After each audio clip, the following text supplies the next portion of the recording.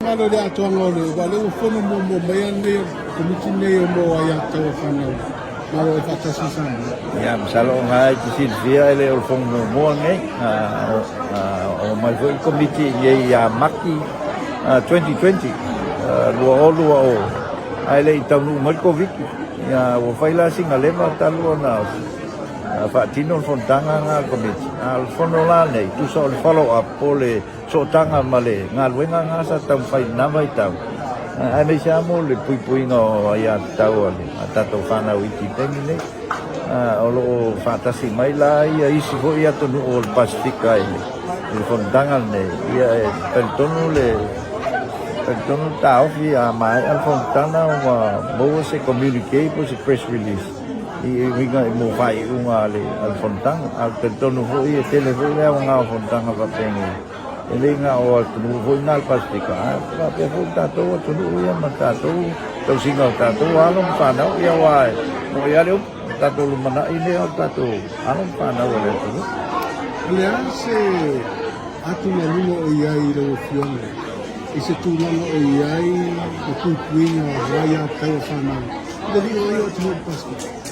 Chele fa fita uli le terminate ne sia tulanga o Silvia le malu tato tunu sawanga tono ainga wa ele tu wala o le nga ia luman mai ne se foi mato mai tau mai o so fa sunga mato pitola chele fa sunga wa ki ai tamai ia le la mai la ele el walu ai luman fa ingero se tulanga fa no tele ta o man ma fa ia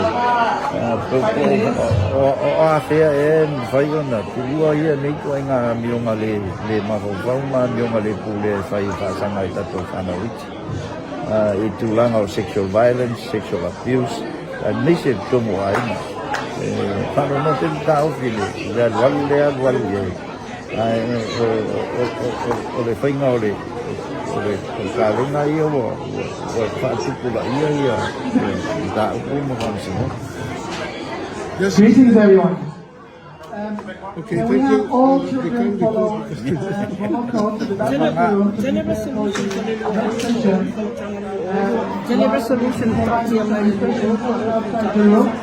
Yes.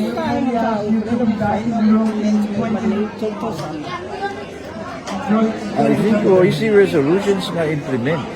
O le telefone o isi resolutions. Ele i whaangai o inga. O le ngana fonotaga nei. I toi whaamanatu atu ia tunu o le Pasifika. Ia vaenga ngana fuafua e whai eise la ko ngā luenga ma tau whai e implement. Ai ona o tulanga o Komiti ma isi foi whawhitau. Wale mwhai o ne whakau nu. Leo ngana fonotaga whapenge e follow up ai. Ina ia toi whamanatu i atu nuru ia. Ia rato commitment po le rato awai mai. Ole a Faamatino ia tulanga ia pe atu e fo ia tulato atu nuru. Ai ole au tutongu wana. Oi, ole tulanga fo ilele mai le tele o maupapita uli le mafu aile iso tulafono le tau i tupai. Oani mea wa vai a bea, vai a so o leo lo fai mamafu anga o nei fo i tu ainga so tulafono mawinga. Iro wa tau fi vai. Se vave tere ta tau tulanga lea o le tango lima le Tamaiti, a vape o la vale Tamaiti. Ia o nei aso. Ia aso tato o la mai tato. Ia atonu ia o le meto tia la va tato matua ia o pol karinga pole. O sasa muri. Ia o aso nei. Ia o telefon ma angale ia. Tele isi au wala e mwhai o na whaatonu e na whaasao ia alo mwhanau.